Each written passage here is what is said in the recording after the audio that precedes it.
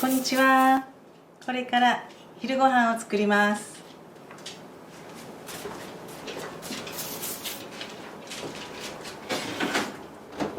まずはご飯から。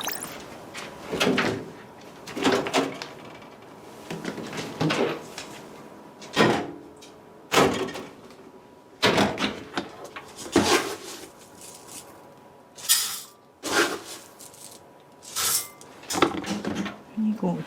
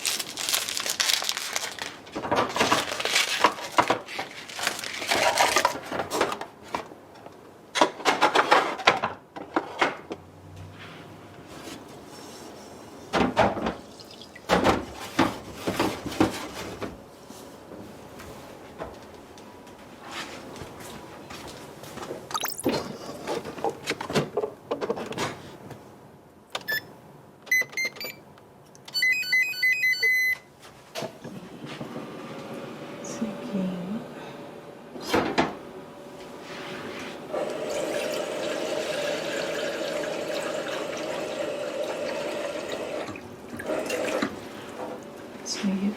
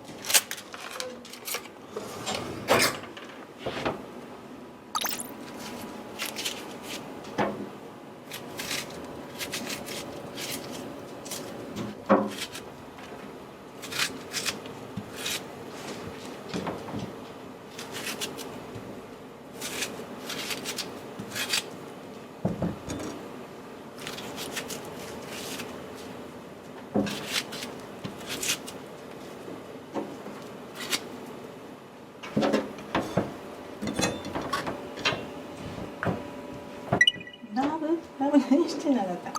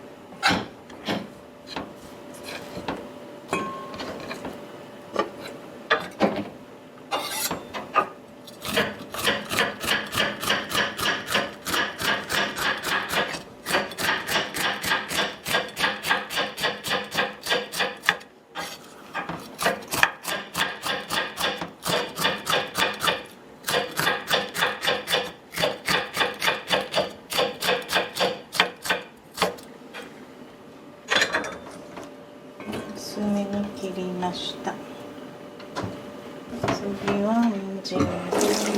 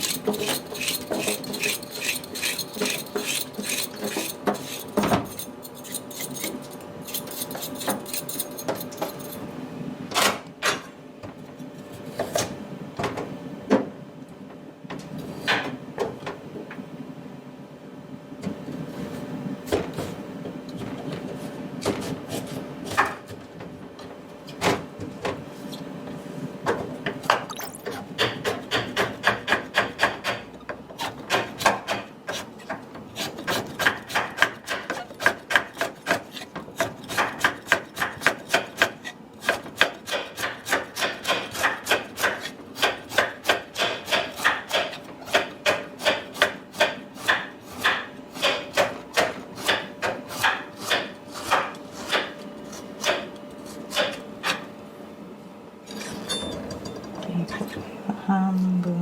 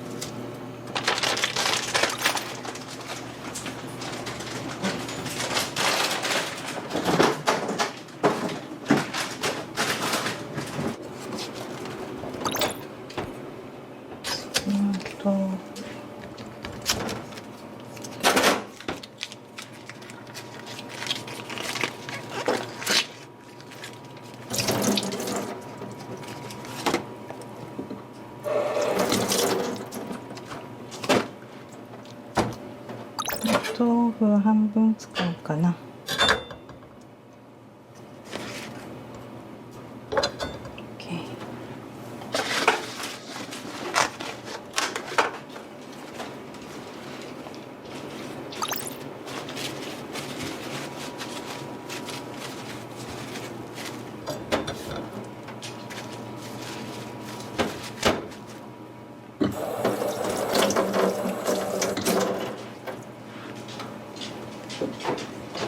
人参は柔らかめがいいので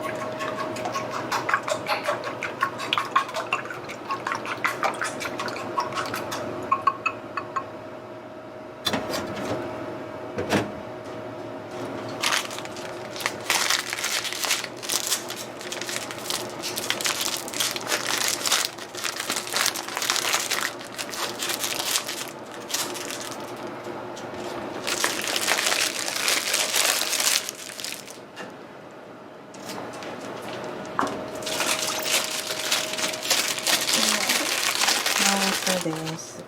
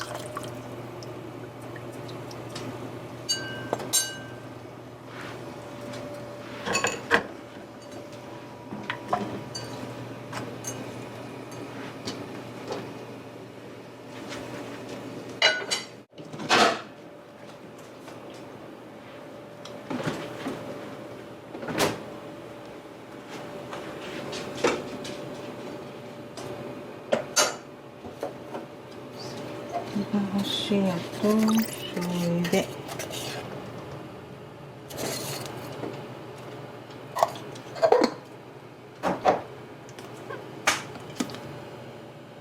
醤油で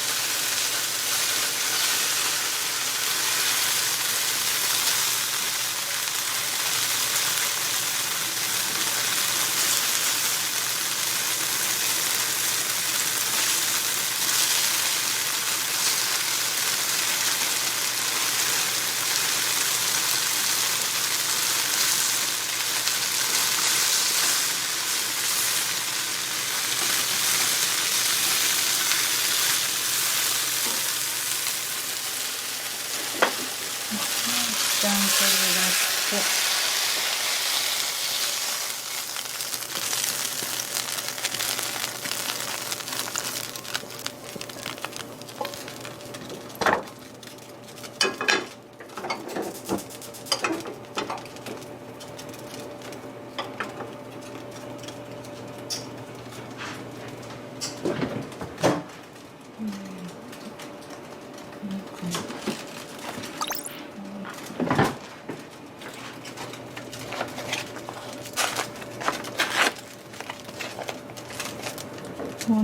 水はどれぐらい使おうかな。これぐらいで、ね、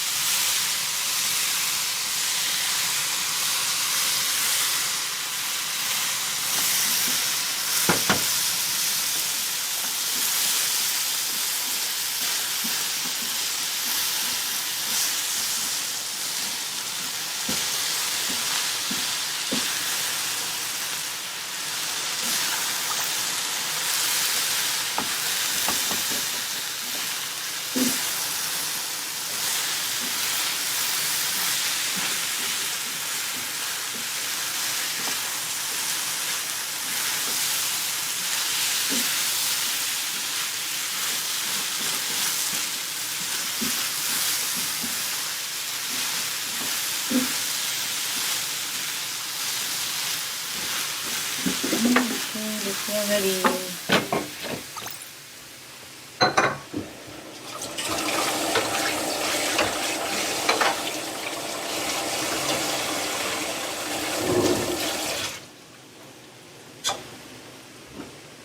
次は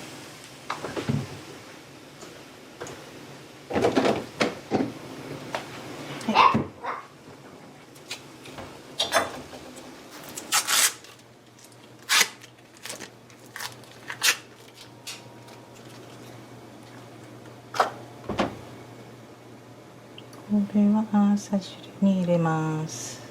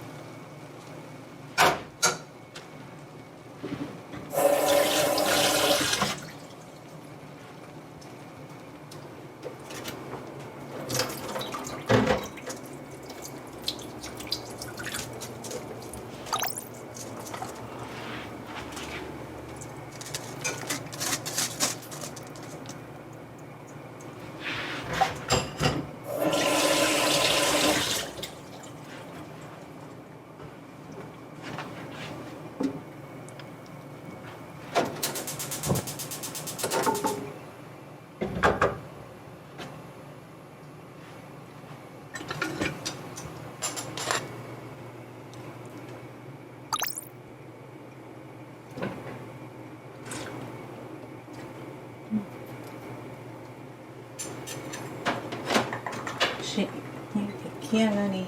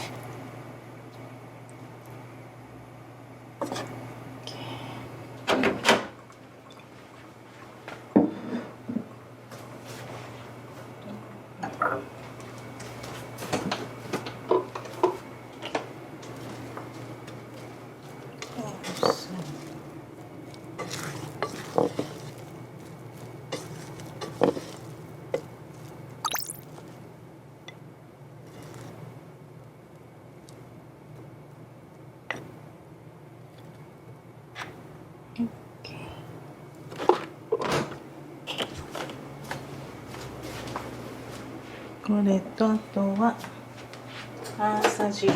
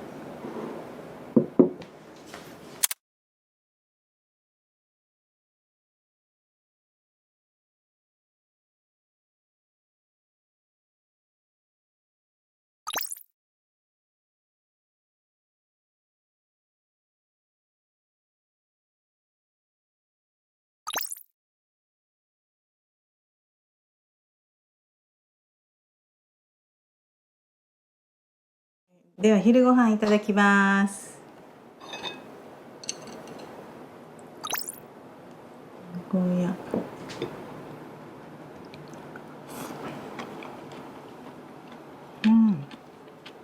美味しい。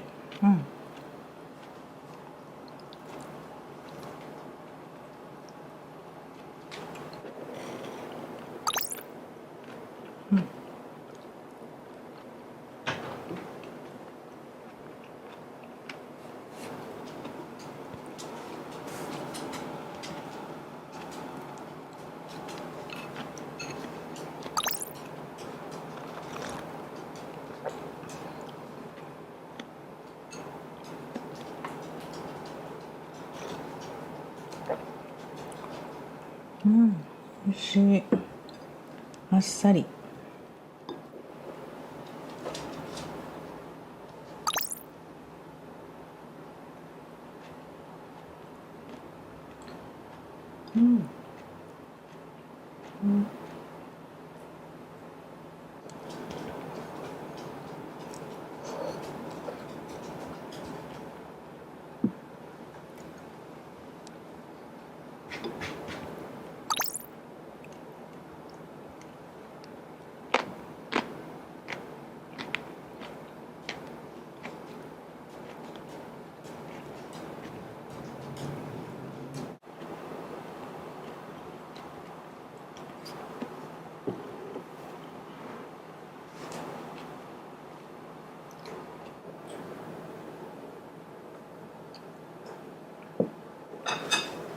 美味しかった。ごちそうさまでした。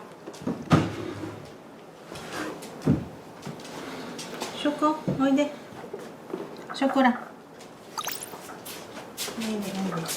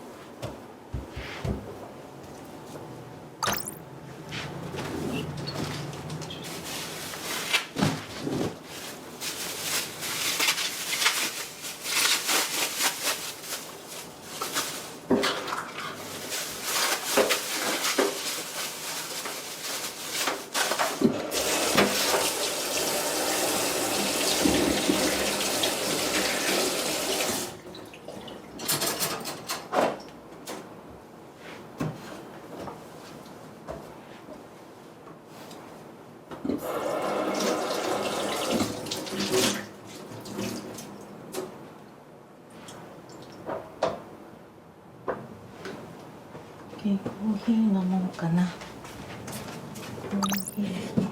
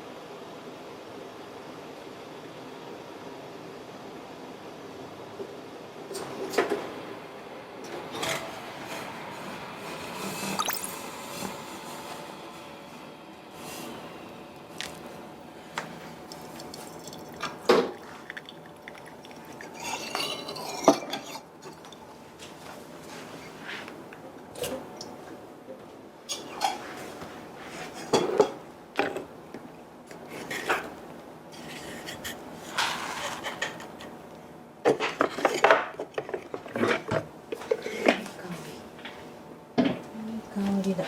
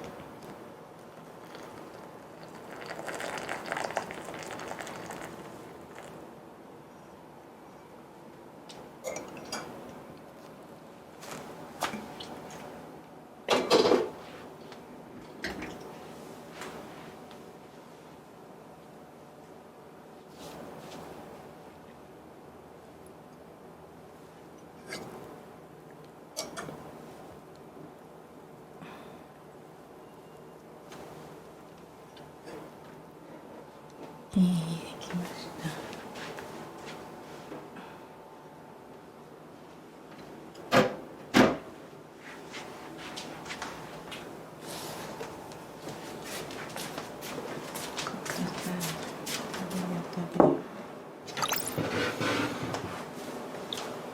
よいしょ。コーヒー飲もうね、チョコちゃん。ただきます。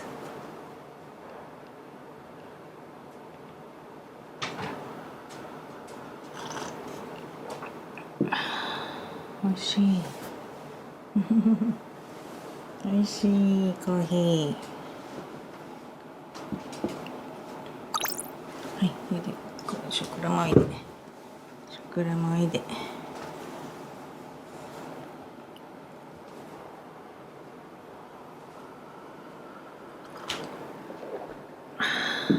美味しいな。チョコも食べよう。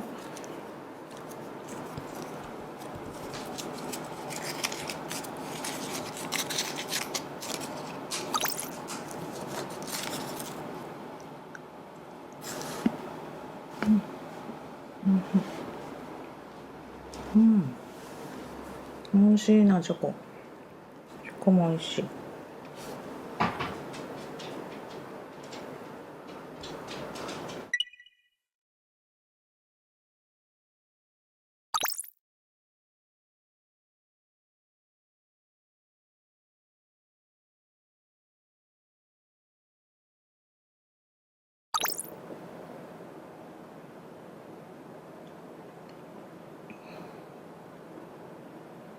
沖縄はもう年中ゴーヤーは手に入るんだけど、夏場はねゴーヤー時期なので、もう週に多くても2、3回来る時もありますね。子供たちが小さい時もよく作ってましたよ。子供たちが小さい時は人参を入れるようにしてて、人参を入れたら甘くなるので食べやすくなるので、またさらにこの卵で閉じるのですごい甘くて食べやすくなるので、子供たちもよく食べてました。なので今でも彩りもいいですし、ゴーヤーチャンプルーには私は人参も入れてますね。美味しく作るポイントは、豆腐の水切りをしっかりして、それから豆腐からまず炒めて豆腐を置いといて、後で具材に合わせると水っぽくもならずに美味しくできると思います。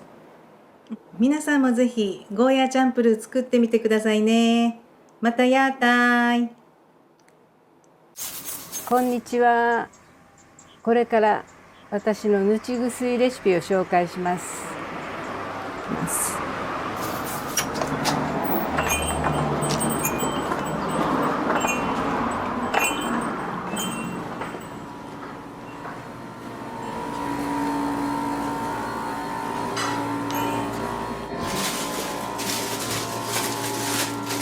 ゴーヤーを作る。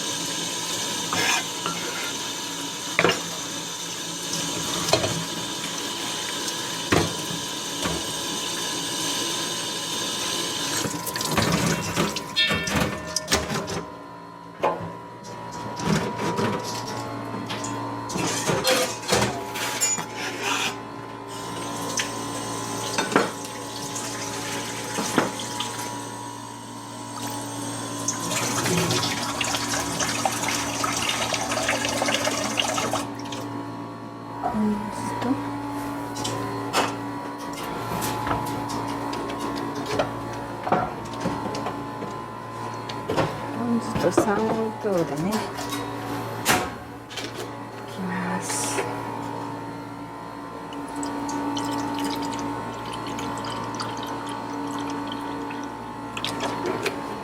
300。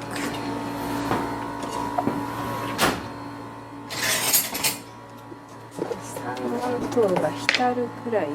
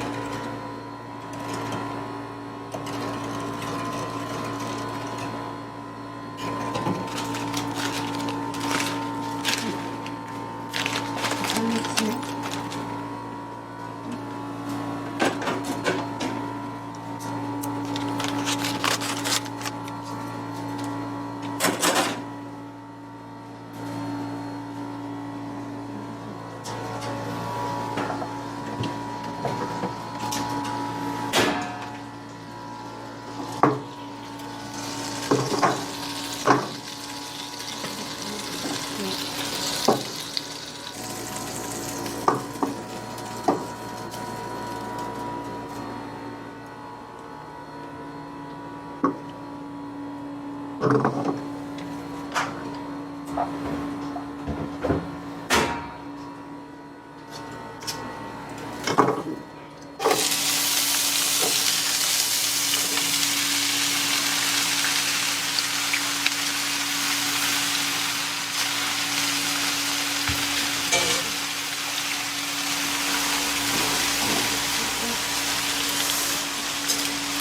ですね。カロテンは、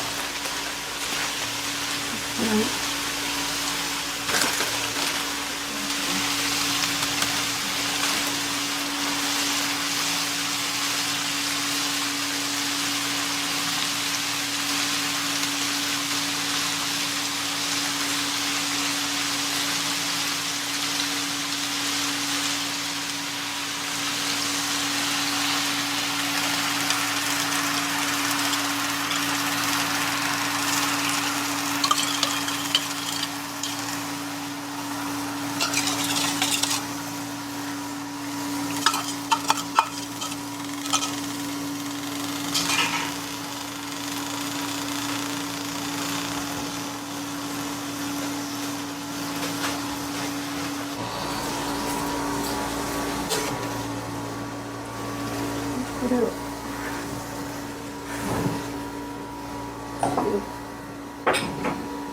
成分して。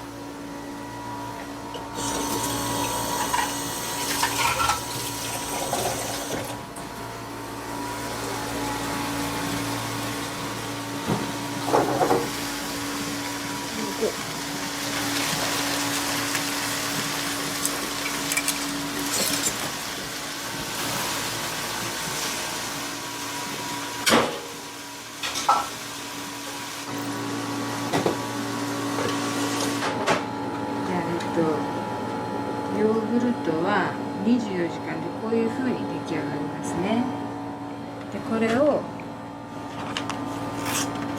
新しい牛乳をこうやって開けると、これにそのままヨーグルトを足していきます。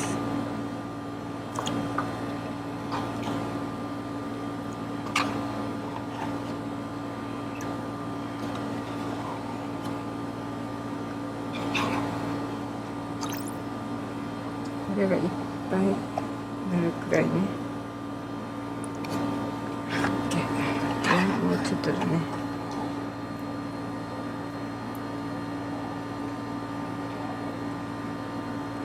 下になるくらい。でこれは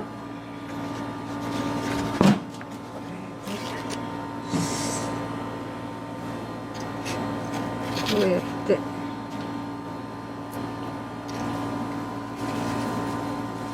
夏場でしたら24時間で、冬だと1日半できれいに。でこれまた24時間できたら冷蔵庫に移します。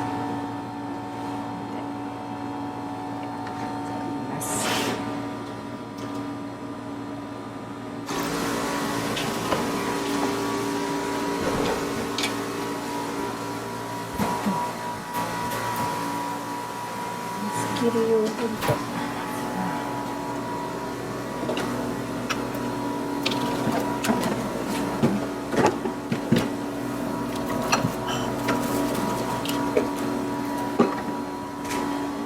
水切りヨーグルト、こうやってホエーができますね。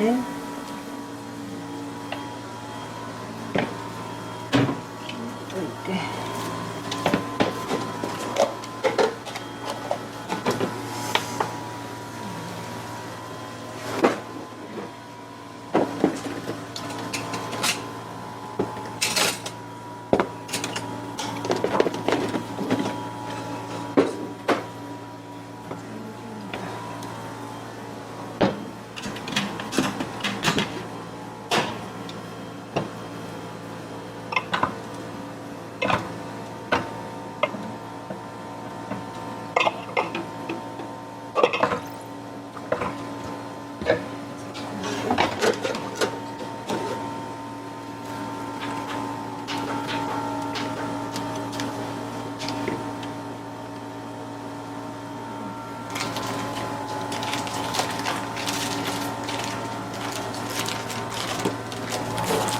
麦粉を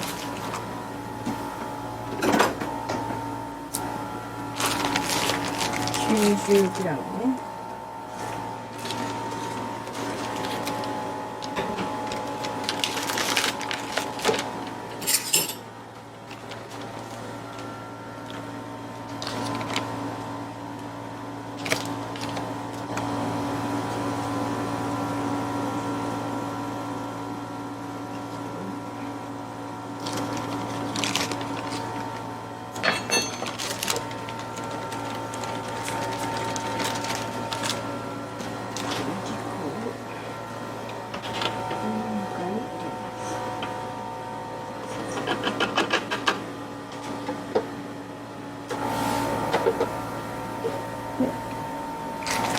今日は黒糖を使いますね。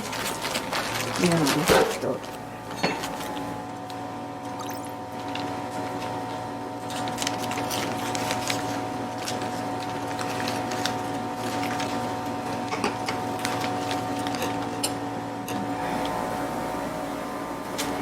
180。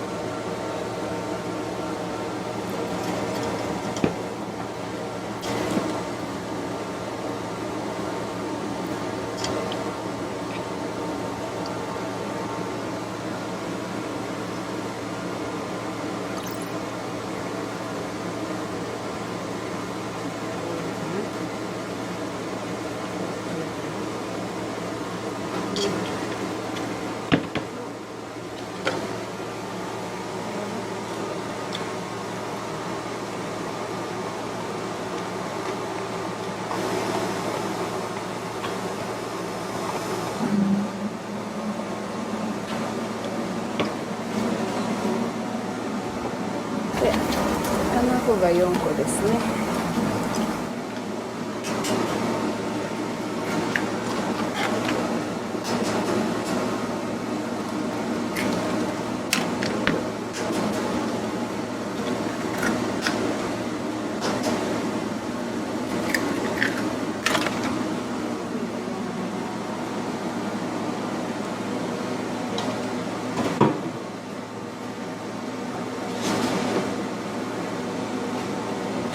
オイル適当に。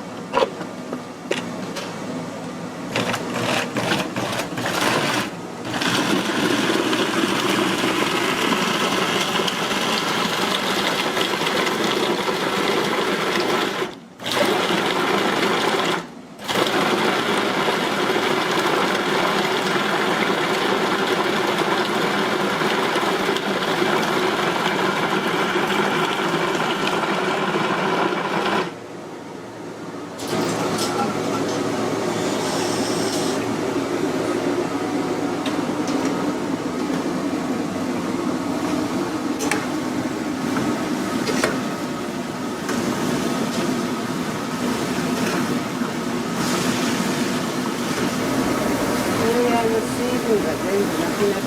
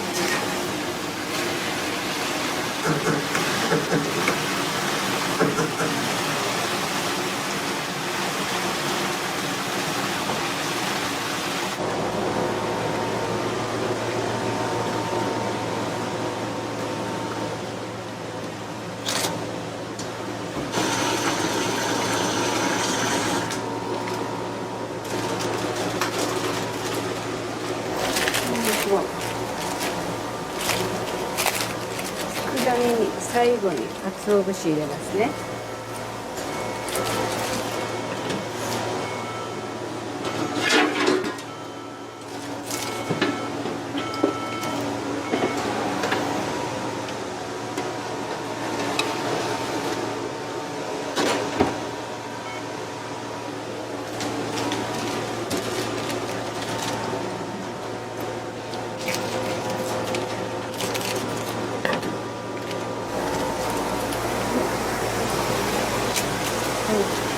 節の3袋で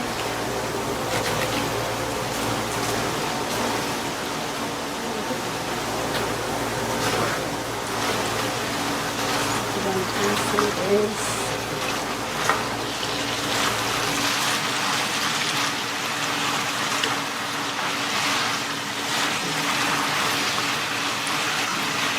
冷蔵庫で1週間ほど保存も効くので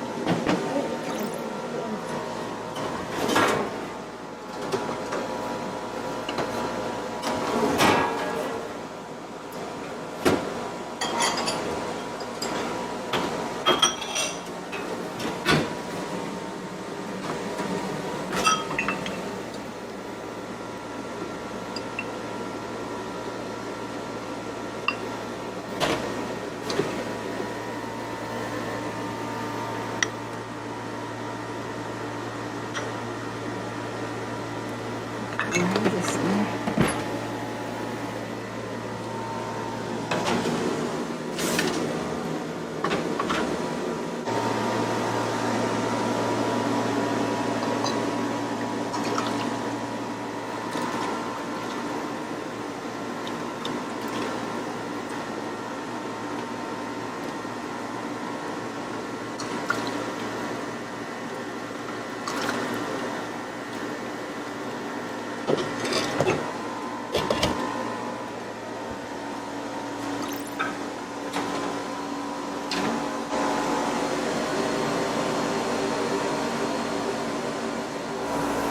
はい、これで完成ですね。カルカメルランチプレートです。めぐみさん、できましたよ。すごい。めぐみさんはお肉ね。私が素敵。どうぞ。ありがとうございます。はい。いいあ、すごい美味しそう。かな。まあ。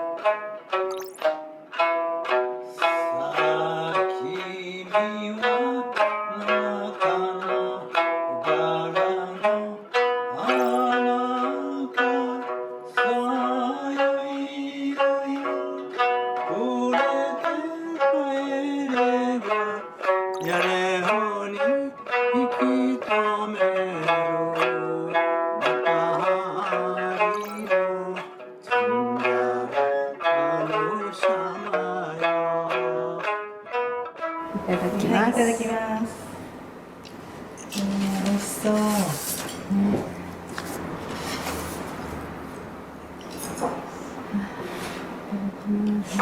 スープから。私のスープから。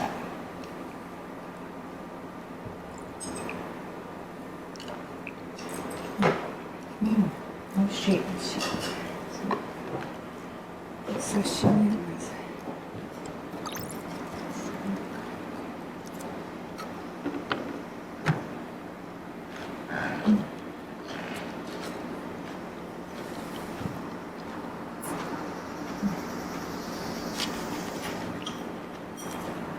タイプさんのゴーヤー食べよう。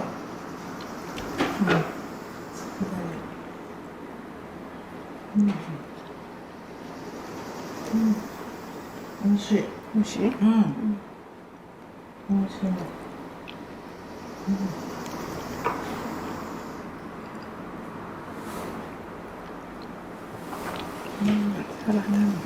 味しい。これ。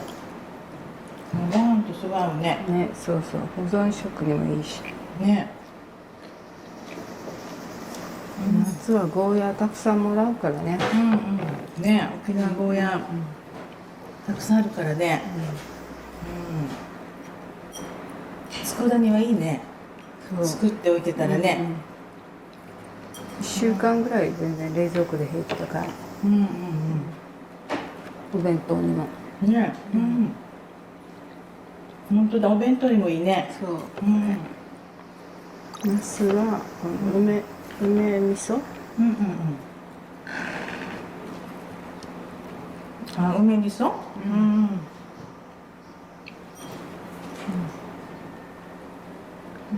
し、食べてみ。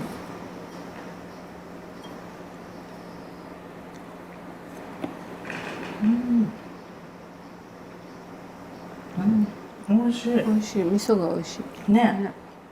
梅味噌美味しい。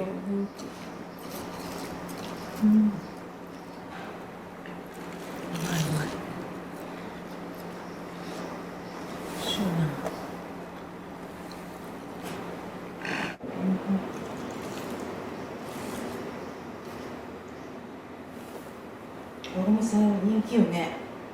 このゴーヤー、佃煮ね。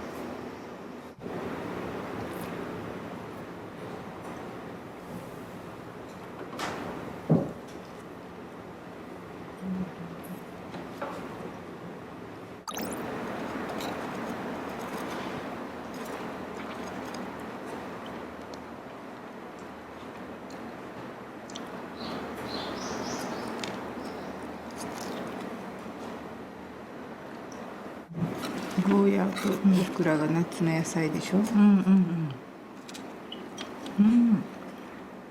クラの天ぷら美味しい。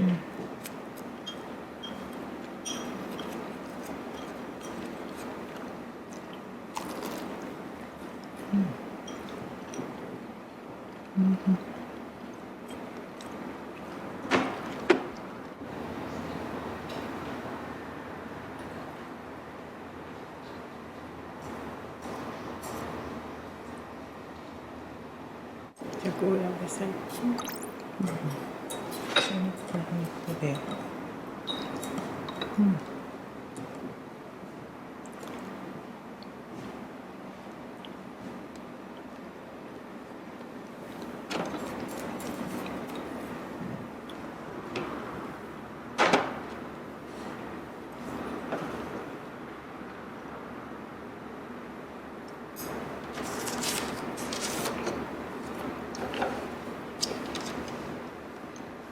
美味しかった。ご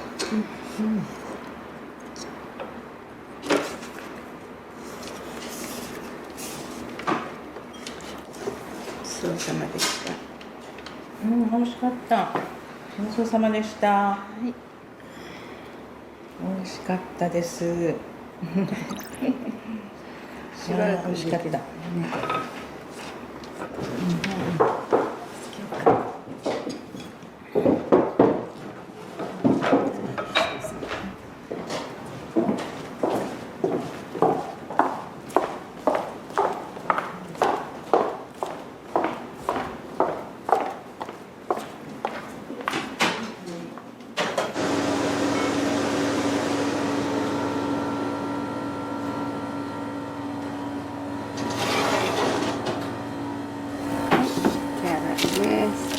これを1日冷蔵庫で冷やしますね。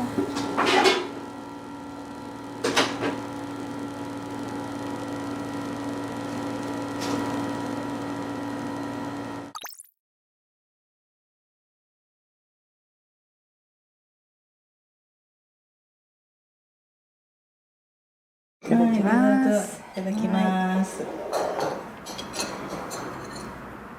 タイプさん、これは？これはね、水切りヨーグルトで作った。水切りヨーグルト？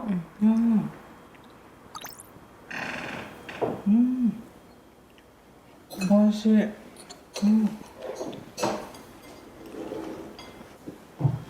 ヨーグルトだけど濃厚ね。本当に。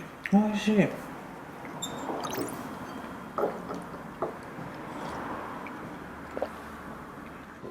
これからカルカフェの店内を案内します。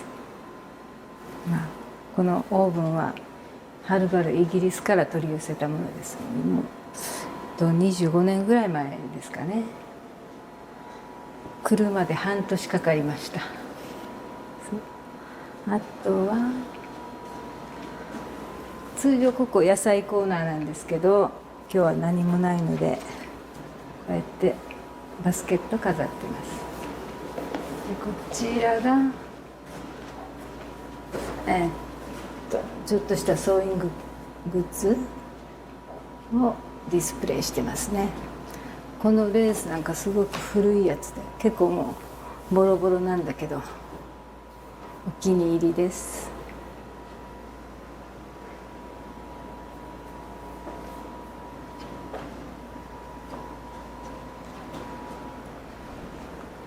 あとは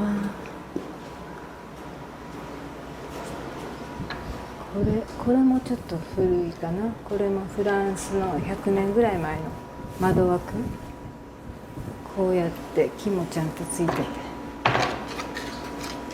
ちょっと珍しいかなと思いますけど。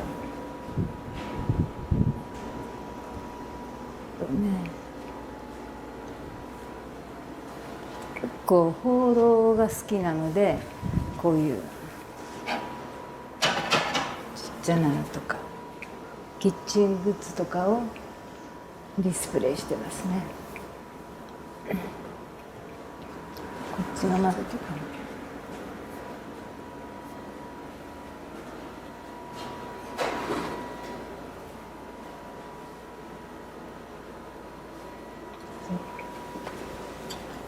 こちちっちゃなかわいいんじゃない？ホーローのなんかコーヒー豆とかを測ったりしたりするやつ。どう？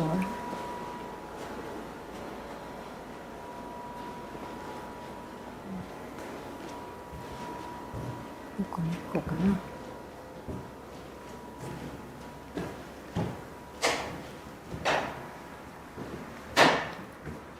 この辺もちょっと地味でち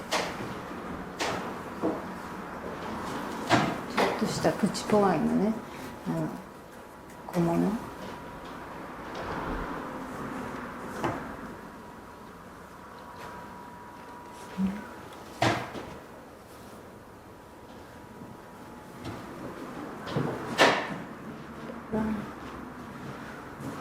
こことかも。このベアちゃんもすごく古くて指人形なんですけどね。でここがちょっと見ての通りステンドグラス買ったんだけど全然ここが浮き立たないので後ろに光当てたらどうかなっていうことでこの枠を手作りしました。電気つけるとねなんかこうステンドグラスが浮き立っていいかなと思って、あとはこういうミシンとかこういうの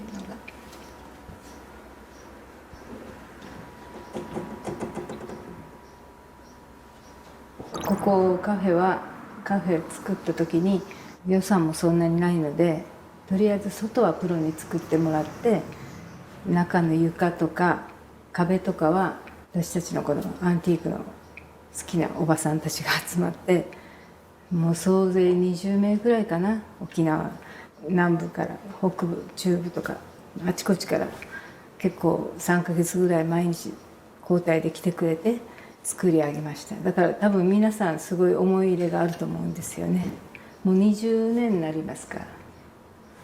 そうだから多分本当にプロの方が見たらちょっともうびっくりするようなね、とんでもないことやったかもと思うけど一応台風にも耐えて持ってますけど、だからそのお友達もまだちゃんと立ってるのねなんて来てくれるんですけど、酪農だけやってるとなんか自分の世界が本当に狭まるっていうか、牛と旦那とっていうもう本当にこう自分の世界がちっちゃかったので、なんかこう一つのアンティークに出会ったおかげでこの雑貨のためだったら何でも頑張れるっていうふうに頑張って、でそれでお友達もいっぱいできて、でみんな家に遊びに来たりするんだけど、どうしてもその当時ここ何もないのでカフェとかあったらいいねっていう話から、じゃあちょっと作ってみる、それがきっかけです。ゴーヤーってやっぱ夏の野菜だし大量にいただいたりで、あとすごく安いんですよ今の時期ね。ゴーヤーチャンプルーとかどうしてもそんなに使わないし、で大量にいただいた時に何ができるかっていうことでやっぱ佃煮が一番保存も効くし、カフェなので必ず副菜は何品かつけなきゃいけない時に、旬のものを安くっていうことで佃煮のレシピをたまたまゴーヤーで作ってみました。そしたらすごく簡単で結構お客さんの評判も良くて今はもう定番にしてます、はい、作り方教えてってもういつでも教えますよっていうことでちゃんとレシピは公開してますけど、皆さん作ったっていう方もいるしうまくできなかったっていう方もいる。私最初お醤油お酢お砂糖とかっていう感じの分量だったんだけど、逆にポン酢の方がいいのかなっていうことでポン酢にお砂糖、結構もう何でも大雑把にやる方だから簡単にできるっていうことで自分流に作りました。私去年も酪農っていうのをもうやめたんですけど、主人の仕事がずっともう50年ぐらいの酪農家で2代目でね、で私も嫁いでずっともう25年ぐらい酪農一緒にやって、だいぶ前から20年このカフェをやるぐらい前から牛乳離れっていうのが世の中で結構もう騒がれてて、学校給食でも牛乳残す子が多いとかで、普通に牛乳飲んでくれた方が一番カルシウムも取れるんだけど、なんかこう牛乳だけで作った何かできるんじゃない、それを付加価値つけてとにかく取り入れてもらいたいっていう思いがあって、まず牛乳を使った何かを作りたいっていうのでやろうかなって思ったのがアイスクリームやソフトクリーム。それだったら若い女の子も食べてくれるしっていうことで始めたのがきっかけです。でその時にお店の名前どうしようかなって考えた時に、若い女の子の美容室行って髪切ってもらってる時に、牛乳って聞いたら何を連想するっていう聞いたら、このカルシウムって言ったんですね。あ、なるほど。それでカルシウムカフェにして牛のマーク入れてカルカフェっていう当初の看板はこれでした。で今はもう牛のマークはなくてカルカフェになってるんですけど、一番最初のスタートはこの名前がきっかけです。もう酪農は去年で辞めたけど、やっぱり今まで牛たちにお世話になってここまで来たので、私が伝えられる限りは伝えたいと思うので、自分なりになんかもっとできるんじゃないかなということで、以前はロールケーキとかも作ってたんだけど、また復活してもいいかなっていうぐらい考えてます。で牛乳のレシピって本当に全然難しくないので、牛乳飲んだらお腹痛くなるとかっていう子どもたちもねよく聞くけど、だからそういう人たちが逆にヨーグルトだったら大丈夫とか、カルシウムをいち早く体に取り入れるにはもう一番いい食材なので、年配の方も骨を強くするし必要だと思うので、ぜひ皆さん食べて飲んでください。酪農をやりながらここっていうのは当たり前の条件だったので、酪農は絶対やるからここもやるね、頑張るねっていうことでの条件で主人に OK もらってやったので、怠けることは一度もやってないですよ。ただここがあるから頑張れたっていうのかな。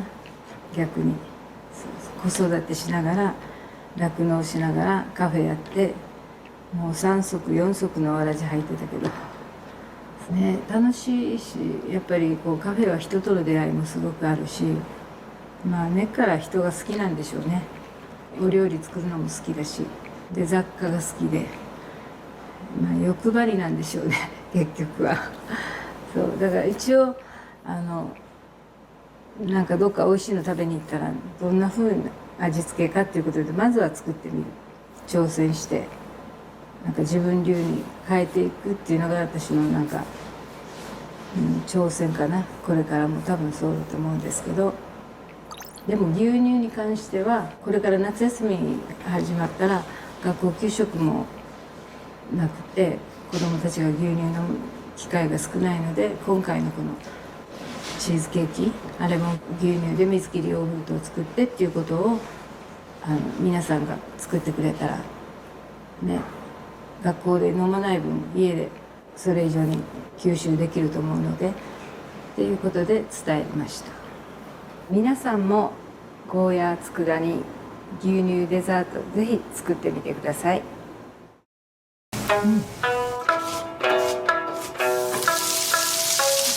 玉ねぎ加えます。万能ダレです。これカレー粉です。鶏のだし骨です。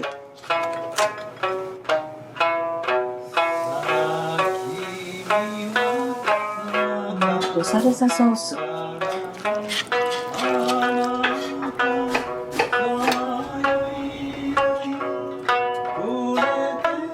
梅のビネガーですね。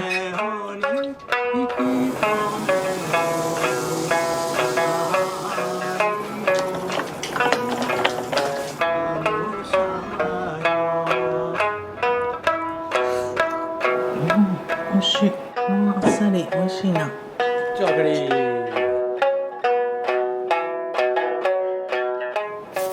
こんにちは。これからぬちぐすいご飯を作ります。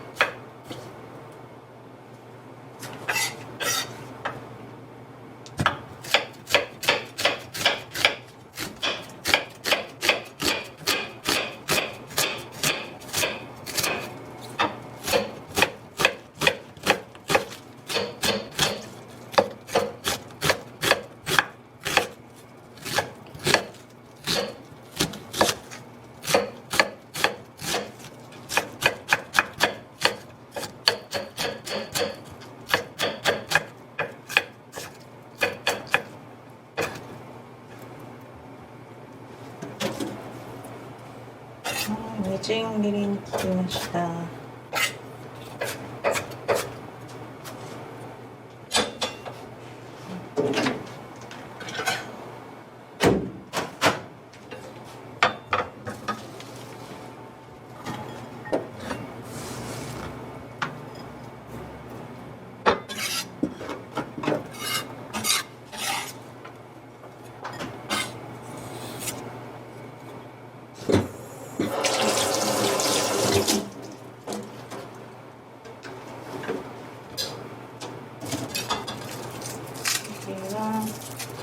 にんにく、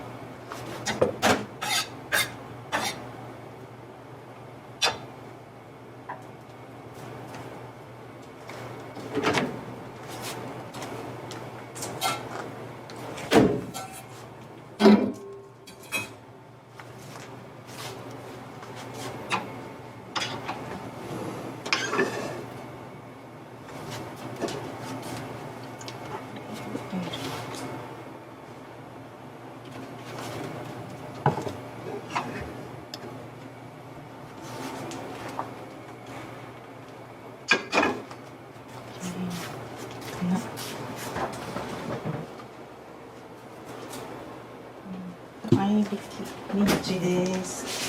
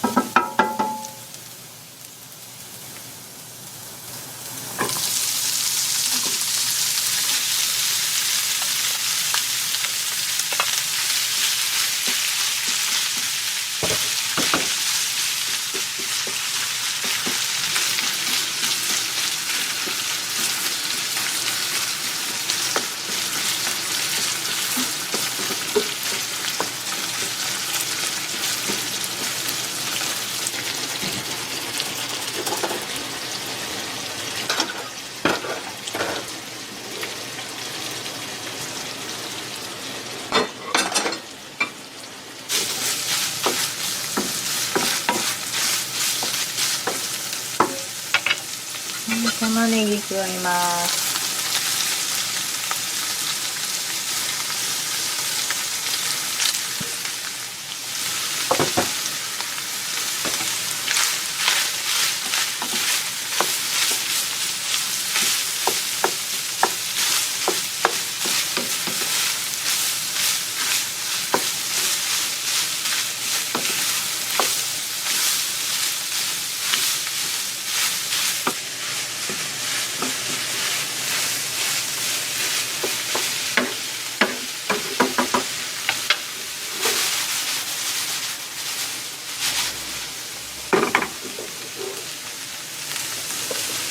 と塩コショウ。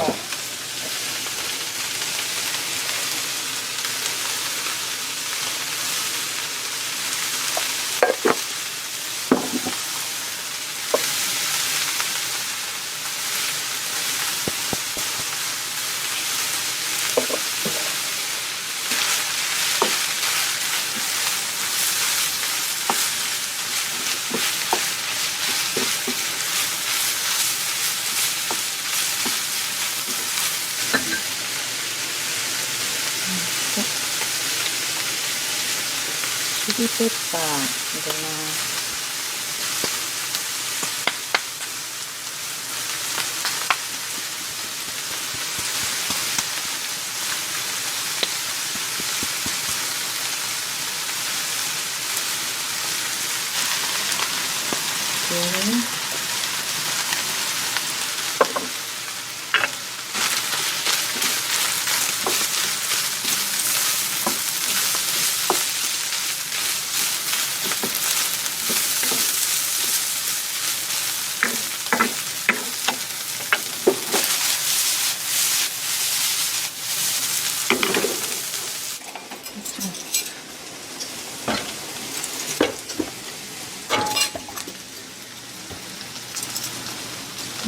万能だれです。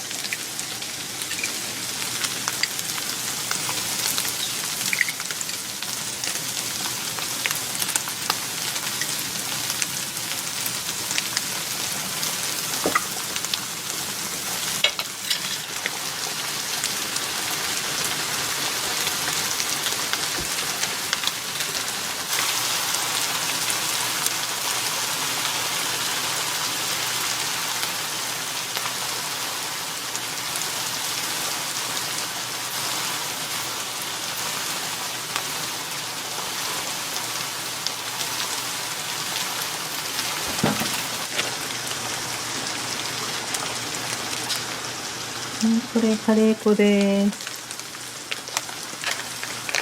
カレー粉を小さじ2。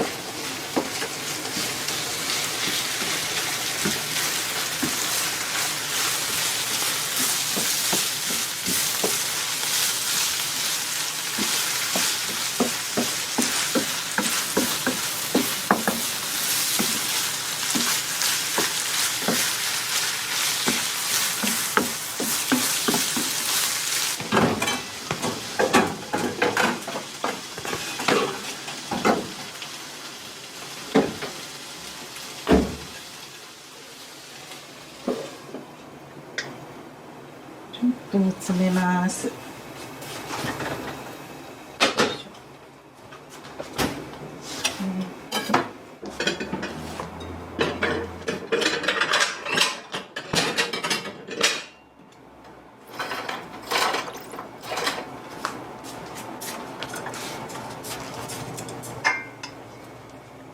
鶏の出し骨です。ちょっと出汁を取りました。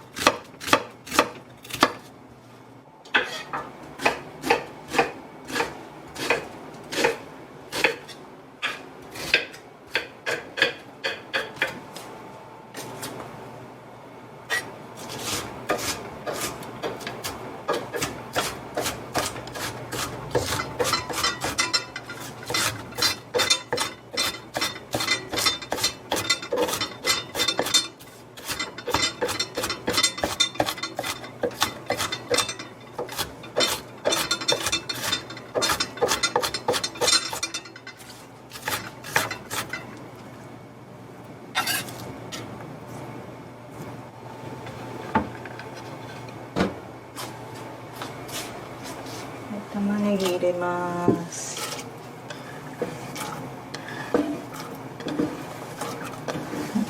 玉ねぎたっぷり。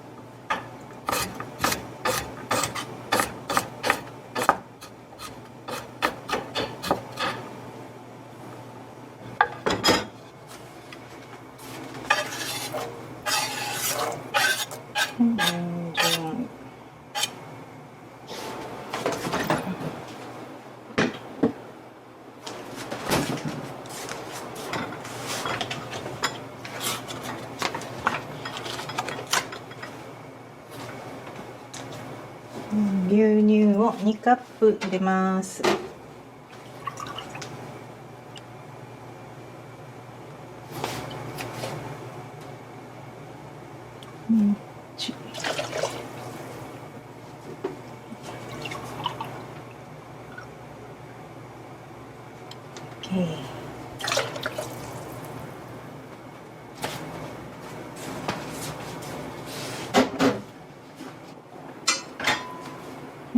蓋をします。美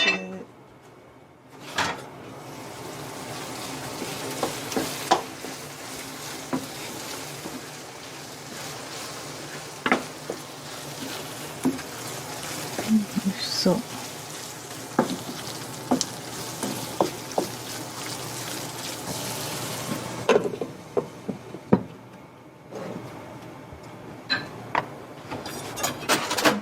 次は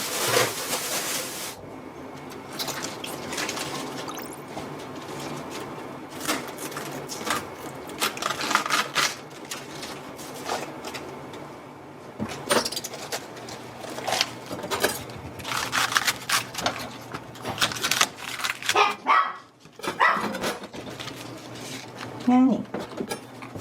ヤギショコ。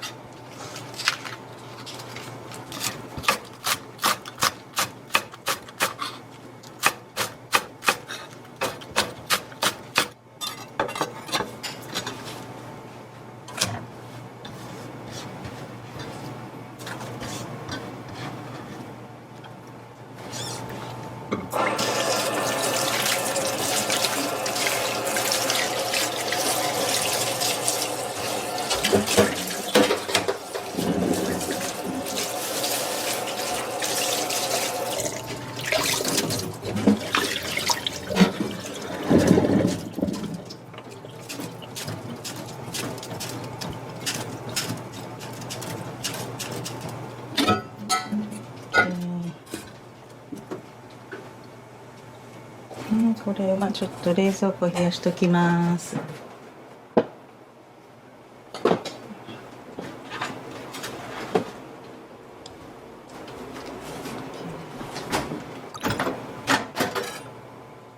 トマト。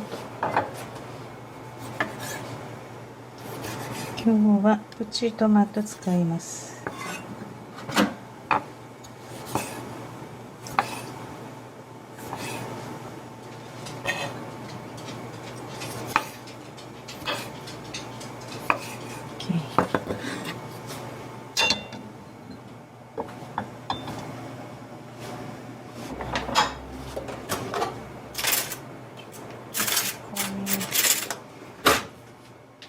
味してみよう。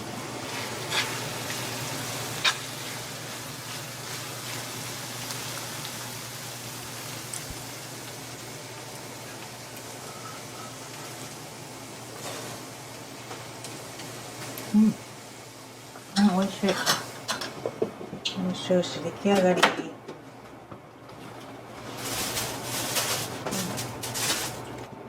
サルサソース。サルサソース。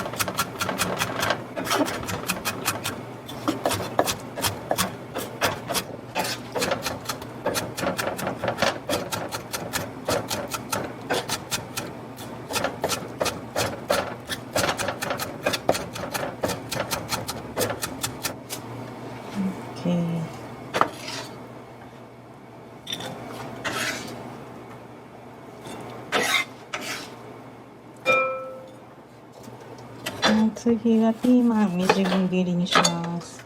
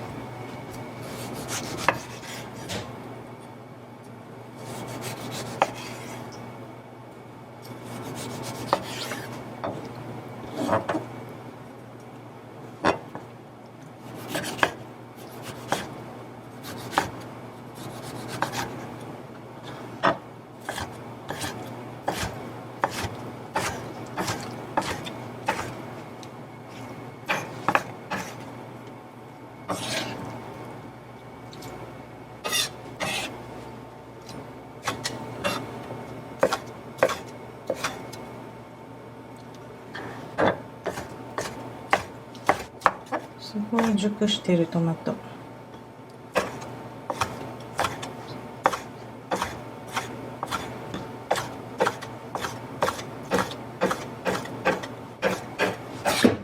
OK。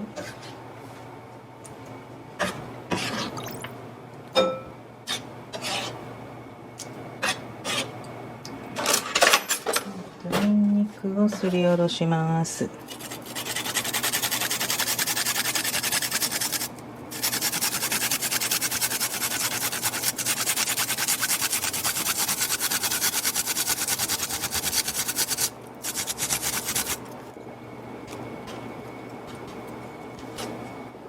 次が、レモン半分絞ります。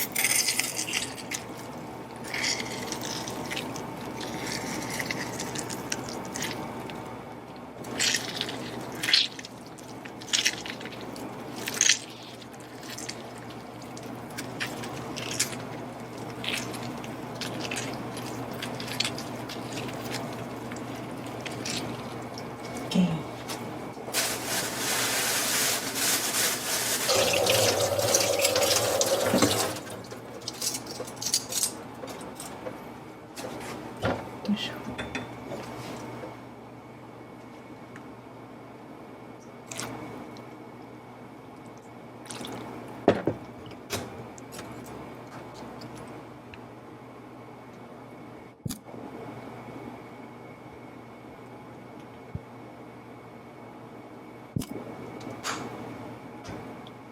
大さじ2ずつですね。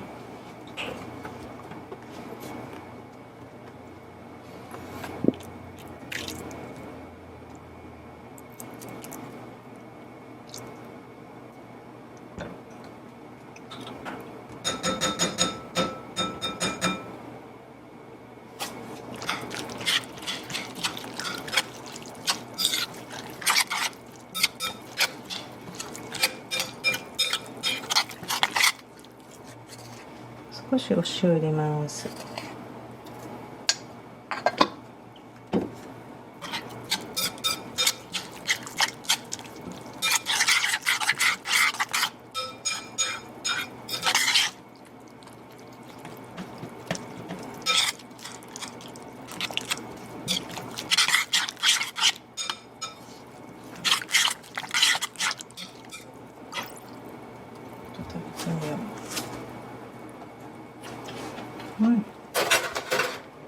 美味しい。サルサソース完成です。サルサソースの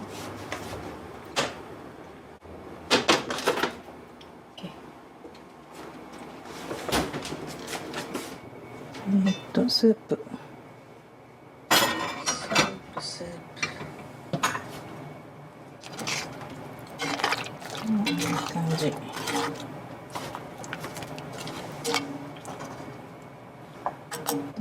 コンソメ入れます。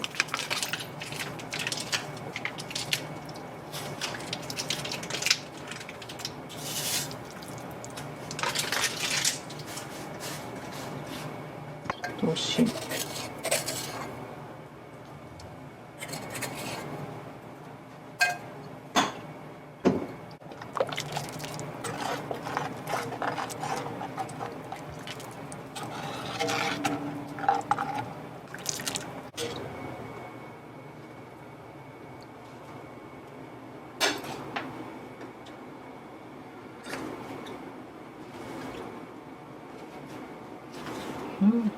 美味しい美味しい。はい、OK。スープ出来上がり。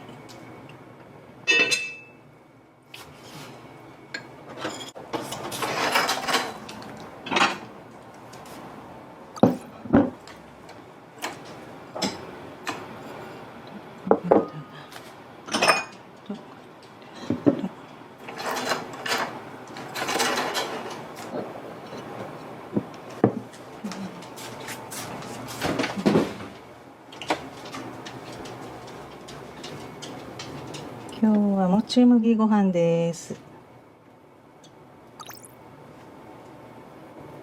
OK。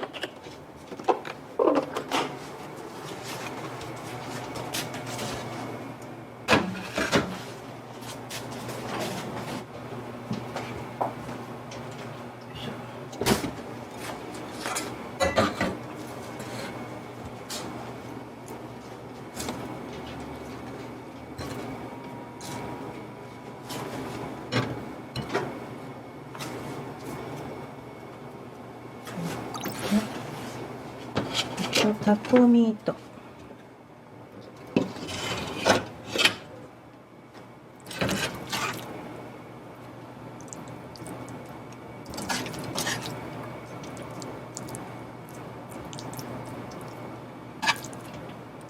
美味しそう。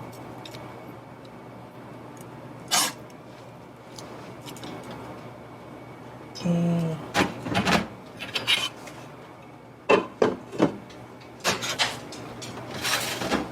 これとあとチーズ。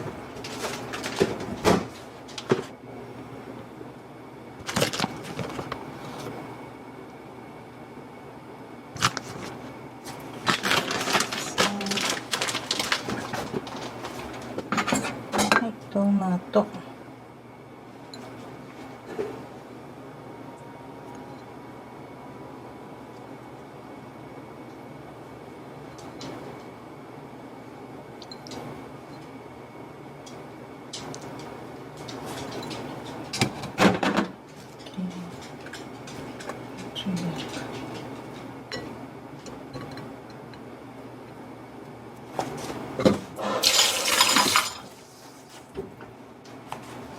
タコライスです。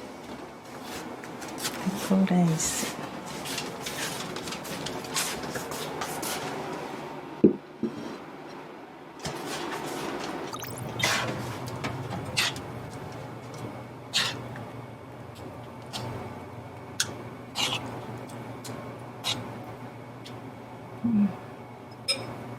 そう。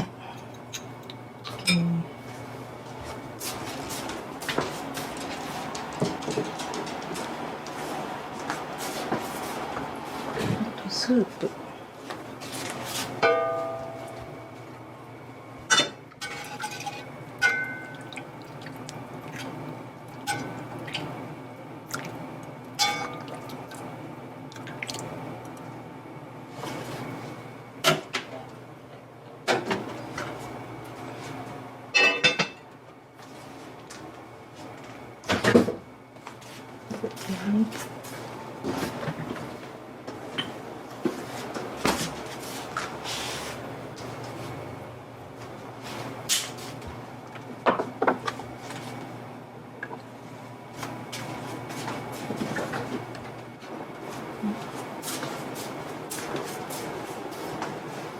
スープ。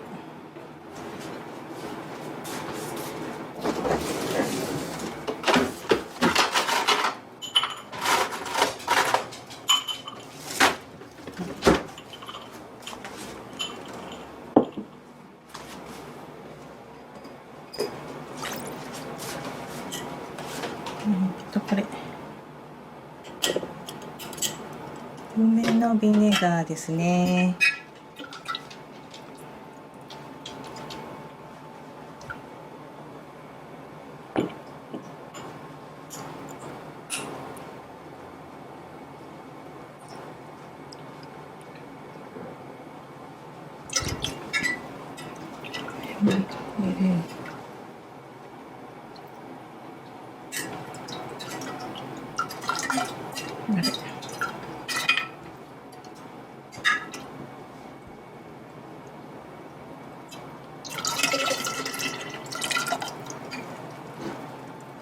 よいしょ。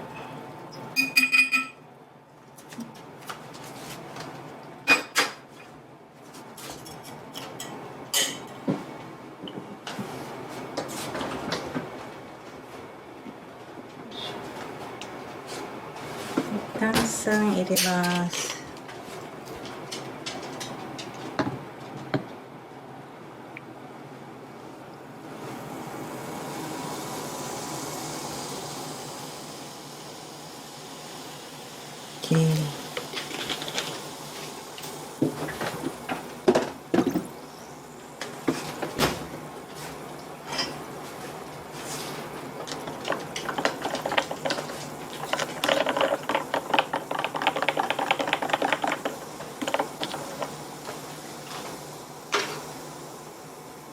OK ですね。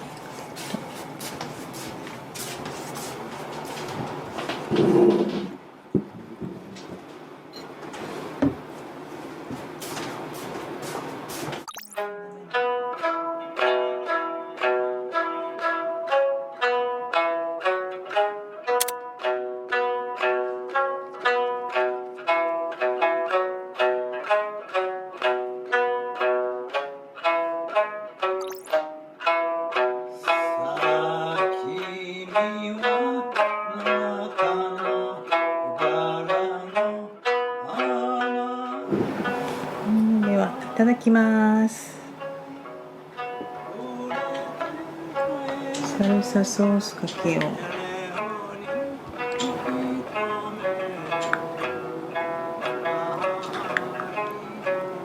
たっぷりかけよう。美味しそう。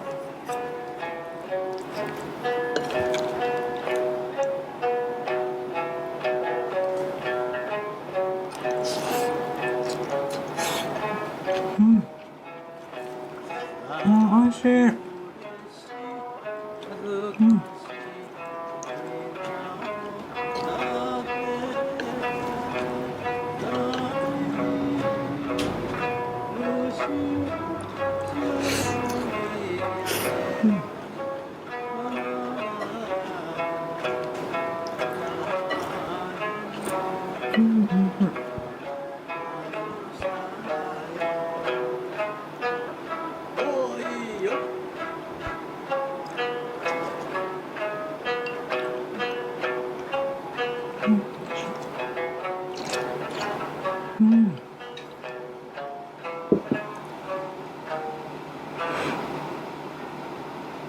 すごく美味しい。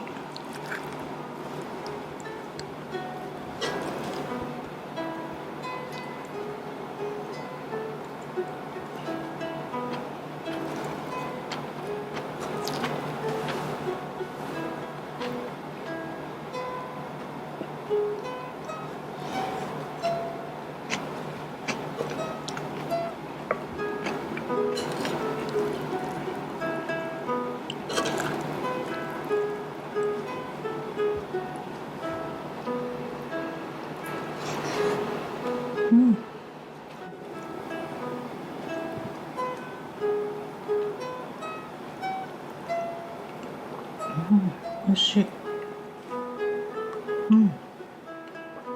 あっさり美味しいな。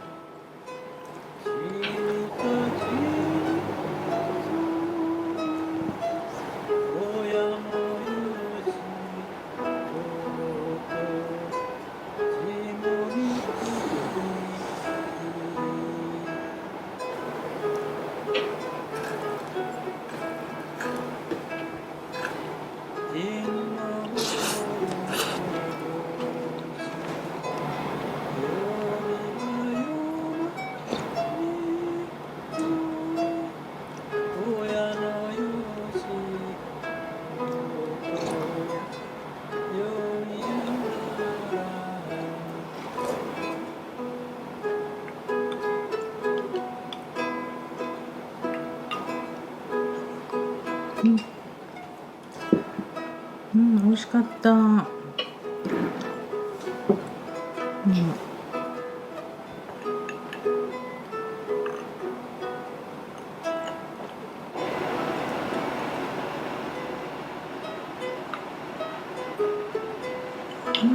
美味しかった。ごちそうさまでした。美味しかった。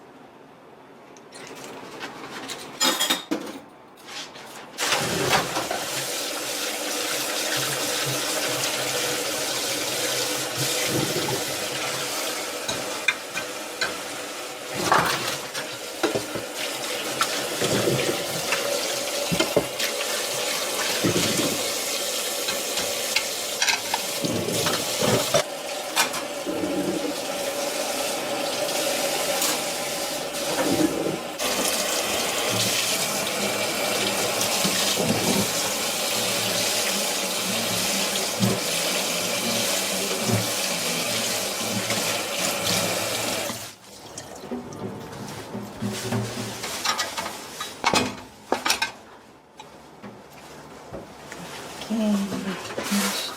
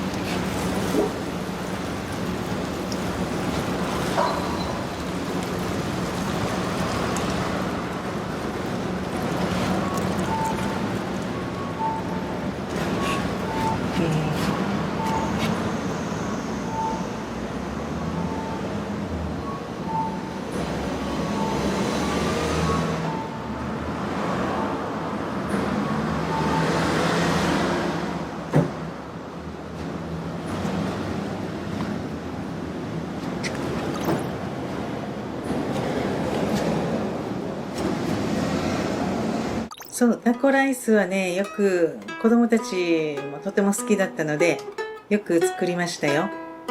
意外と夕飯が多かったですね。で、たまに弁当に入れたり、弁当にも作ってました。多めに作って冷凍しとけば、すぐ弁当にも使えますし、チャーハンの具材にしても使えると思うので、すごく便利だと思います。料理の時大変だったことは特にないんですけど、料理する前の材料の買い物が、すごい量だったので、買い物が大変でしたね。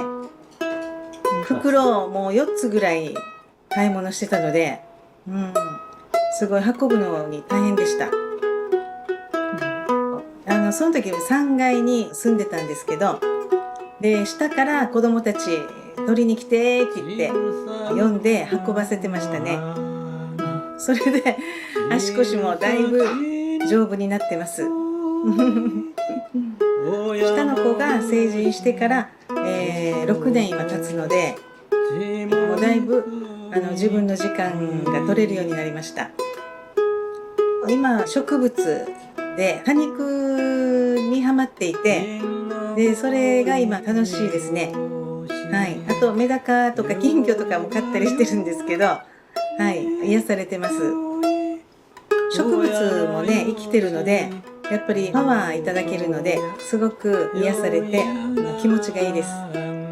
これから健康を第一に、食に関してもいろんな勉強もしていきたいと思っています。生活に大事にしていることは、やっぱりストレスをためずに、いつもリラックスしていろいろアロマだとかね、そういったので癒されながら整えてますね。皆さんもぜひタコライス作ってみてくださいね。またやーたーい。